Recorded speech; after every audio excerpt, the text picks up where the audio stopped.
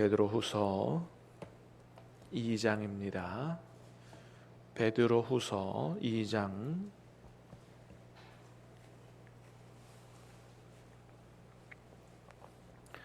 신약성경 385면 베드로후서 2장 1절에서 9절까지 말씀을 받겠습니다. 그러나 백성 가운데 또한 거짓 선지자들이 일어났었나니 이와 같이 너희 중에도 거짓 선생들이 있으리라. 그들은 멸망하게 할 이단을 가만히 끌어들여 자기들을 사신 주를 부인하고 임박한 멸망을 스스로 취하는 자들이라.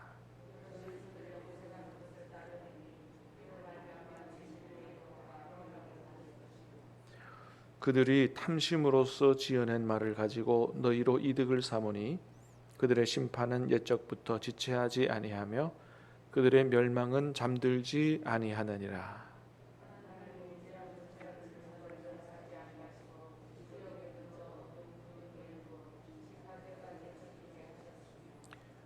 옛 세상을 용서하지 아니하시고 오직 의를 전파하는 노아와 그 7 식구를 보존하시고 경건하지 아니한 자들의 세상에 홍수를 내리셨으며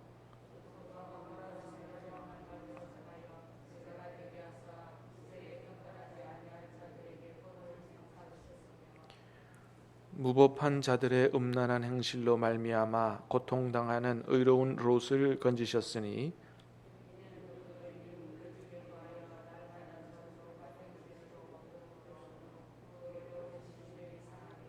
함께 읽습니다.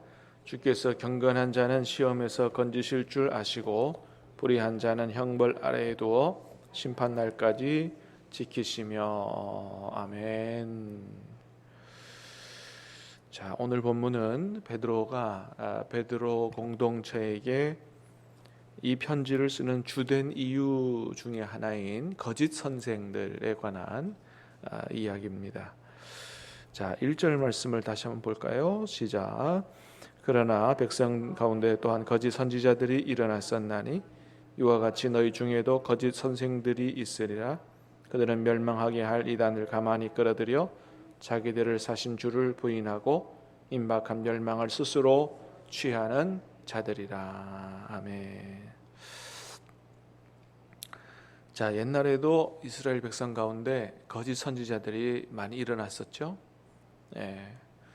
자, 그와 같이 베드로 사도는 이야기합니다. 너희 중에도 분명히 거짓 선생들이 일어날 거다. 그 거짓 선생들은 멸망하게 할 이단을 가만히 끌어들여서 성도들이 미혹을 당하게 하고 그래서 결국은 멸망을 스스로 취하는 자들이다. 반드시 하나님의 심판을 받게 된다. 그런 거죠. 자, 여기서 말하는 이단은 주로 이제 그 당시에 많이 교회에 침투했던 영지주의 이단을 가리킵니다. 영지주의가 초대교회에 굉장히 아주 심각한 그 어려움을 줬던 이단인데, 영지주의 이단은 뭘 가지고 영지주의 이단이라 그러느냐? 영지주의는 한마디로 영적인 지식을 추구하는 이단입니다. 그러니까 구원을 받는 것이 십자가에 달리신 예수님을 구세주로 영접하고 믿음으로 말미암아 하나님의 은혜로 구원받는 게 아니고 일반 사람들이 잘 갖지 못하는 아주 특별한 영적 지식을 가져야만 구원을 받는다. 이런 논리를 주장하는 사람들이에요. 그래서 영지주의, 영적인 지식을 추구하는, 주장하는 사람들이다 그런 거죠.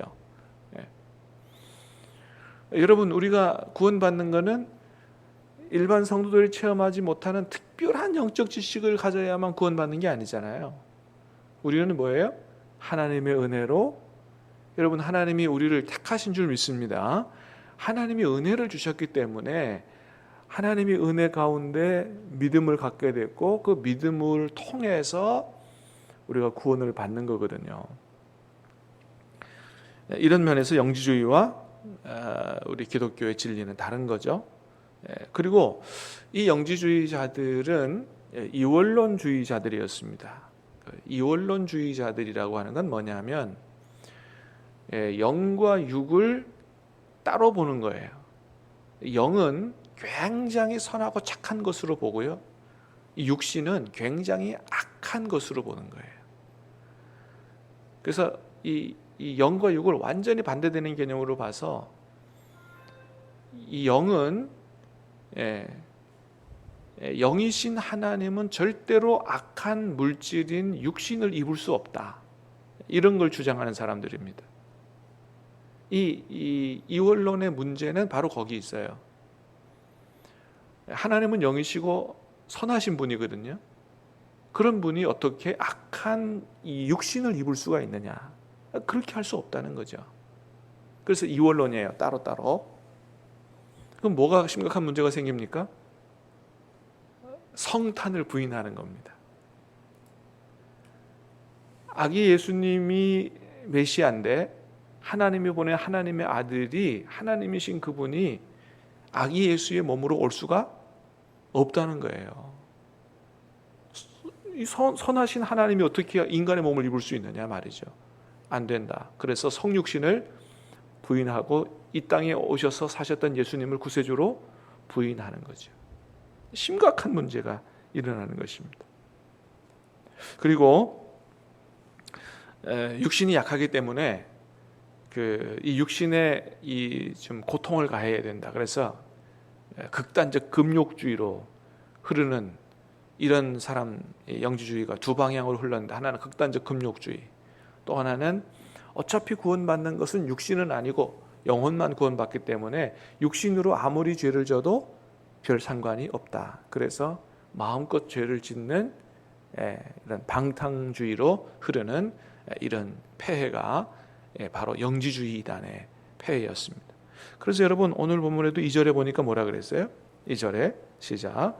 여럿이 그들의 호색하는 것을 따르리니 이로 말미암아 진리의 도가 비방을 받을 것이요. 그래서 영지주의 이단에 미혹이 된 성도들이 뭐예요? 그들의 호색하는 것을 따르는 사람들이 있게 된다는 거예요. 뭐예요? 극도의 방탕주의로 흐른다는 거죠. 이 영지주의자들은 인간의 몸으로 죄를 짓는 거 아무렇지도 않게 여겼다니까요. 그러니까 호색을 하게 되고 어떻게 해요? 거기에 미혹된 성도들이 따라가는 거예요. 괜찮다는 거죠. 어차피 구원받는 건 영혼인데. 문제예요. 이원론이 문제인 것입니다. 그러니까 어떻게 해요? 이로 말미암아 진리의 도가 비방을 받죠. 예수 믿는다고 하는 사람들이 저렇게 하니까 진리의 도가 비방을 받죠. 그 다음에 3절입니다. 자, 첫 번째 끝이 나갔는데, 자, 영지주의 이단들의 첫 번째 문제는 뭐예요? 1절에 보니까 뭐라 그랬어요? 자기들의 사신주를 부인했다 그랬죠. 그죠? 예수 그리스도를 주님으로 여기는 걸 부인한 거예요. 아까 얘기했던 건 왜예요?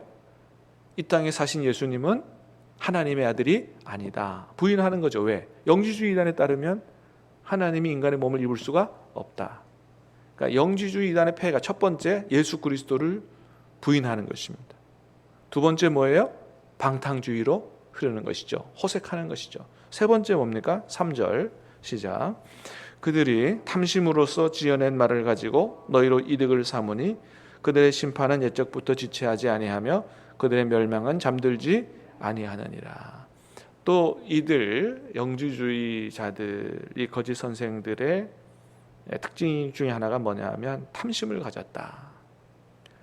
그래서 근본적으로 마음속에 이 탐심이 있기 때문에 결국은 목적은 돈이라는 거죠. 성도들을 하나님의 예수님의 양이라든지 아니면 하나님 말씀으로 양육해서 제자로 만들어야 될 대상으로 보지 않고, 또 형제로 보지 않고 돈으로 보는 거예요. 어떻게 하면 이 사람들을 잘 구슬려서 돈을 벌까, 내 배를 채울까, 이런 생각을 하는 것이죠. 여러분, 뭐 수많은 이단들의 특징이 아니겠어요?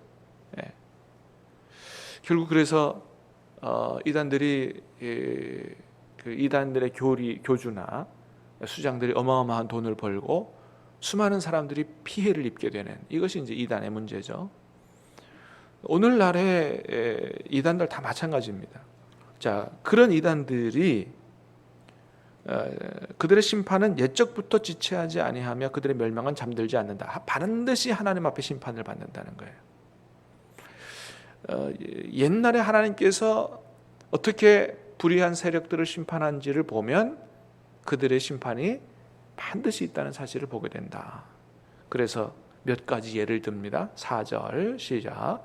하나님이 범죄한 천사들을 용서하지 아니하시고 지옥에 던져 어두운 구덩이에 두어 심판 때까지 지키게 하셨으며. 자, 첫 번째는 범죄한 천사들. 이거 보통은 뭐라 그래요? 마귀라 그러죠. 마귀는 원래 천사였다 그러잖아요. 천사였는데 하나님의 말씀을 지키지 않고 타락했어요. 자, 그 천사들을 하나님이 어떻게 했어요? 용서하지 않으시고 지옥에 던져 어두운 구덩이에 두어 심판 때까지 지키게 하셨다. 자, 이 말씀은 조금 설명이 필요하죠. 지옥은 최종 심판인데 지옥에 던져 넣었는데 뭐 또 어두운 구덩이에 두어, 이게 뭔 말이냐? 심판 때까지 지킨다는 게 뭔 말이냐? 자, 여기에 쓰인 지옥이라는 단어의 헬라어는 타르타로스라고 하는 단어로 어둠의 깊은 심연 뭐 이런 뜻입니다. 그러니까 일반적으로 지옥이라고 쓰인 헬라어 단어는 게헨나예요. 게헨나. 그러니까 그 게헨나하고는 다른 단어입니다. 근데 그 번역을 우리나라 말로 지옥이라고 해서 이렇게 헷갈리게 한 거예요. 그러니까 원래 지옥보다는 뭐예요? 지옥의 심판 전에 어디에 깊은 어두운 데 가두어 놨다 그런 거예요. 그렇게 이해를 하셔야 돼요. 자, 그래서 요한계시록에도 보면 요한계시록 20장에 1절부터 3절까지의 그런 말씀이 있습니다. 하나님이 보낸 천사가 마귀를 결박해서 무저갱에 던져넣었다. 그리고 1000년 동안 결박하게 해놨다 그랬어요. 그리고 1000년이 지나면 이 마귀가 풀려난다 그랬습니다. 잠깐 놓여서 세상을 미혹하는 때가 온다. 자, 그때가 언제냐? 그때가 지금이다. 지금 어때요? 마귀가 활동하고 있죠? 그렇게 보는 겁니다. 자, 이렇게 분명히 하나님께서 범죄한 천사들을 어떻게 해요? 결박하시고 이제 가두시는 이런 것처럼 이단들이 반드시 심판을 받을 때가 온다. 그것이죠. 두 번째는 노아 홍수 심판이죠. 5절 시작. 옛 세상을 용서하지 아니하시고 오직 의를 전파하는 노아와 그 7 식구를 보존하시고 경건하지 아니한 자들의 세상에 홍수를 내리셨으며. 그러죠. 노아 홍수 심판을 보면 이 불의한 이 사람들, 이 이단들 반드시 심판하는 걸 보게 된다라는 거죠. 또 한 예는 뭡니까? 소돔과 고모라의 심판입니다. 6절. 소돔과 고모라 성을 멸망하기로 정하여 죄가 되게 하사 후세에 경건하지 아니할 자들에게 본을 삼으셨으며. 소돔 고모라는 특별히 성적으로 타락한 도시죠. 그래서 2절에서 어떻게 해요? 영지주의 이단에 미혹돼서 성적으로 타락한 삶을 사는 사람들 반드시 하나님이 심판하신다. 옛날에 소돔을 심판하시고 이 심판하신 이유는 후세에 경건하지 아니한 자들에게 본을 삼으려고 하는 거다. 니들이 경건하지 아니한 삶을 살면 이렇게 심판받는다. 이게 본보기다라고 하는 거죠. 자, 그 중에서 롯은 그래도 구원을 받았어요, 그죠? 겨우 구원을 받았죠. 자, 그래도 롯이 구원받은 이유는 뭐냐? 7절, 8절 시작. 무법한 자들의 음란한 행실로 말미암아 고통당하는 의로운 롯을 건지셨으니 이는 이 의인이 그들 중에 거하여 날마다 저 불법한 행실을 보고 들으므로 그 의로운 심령이 상함이라. 아멘.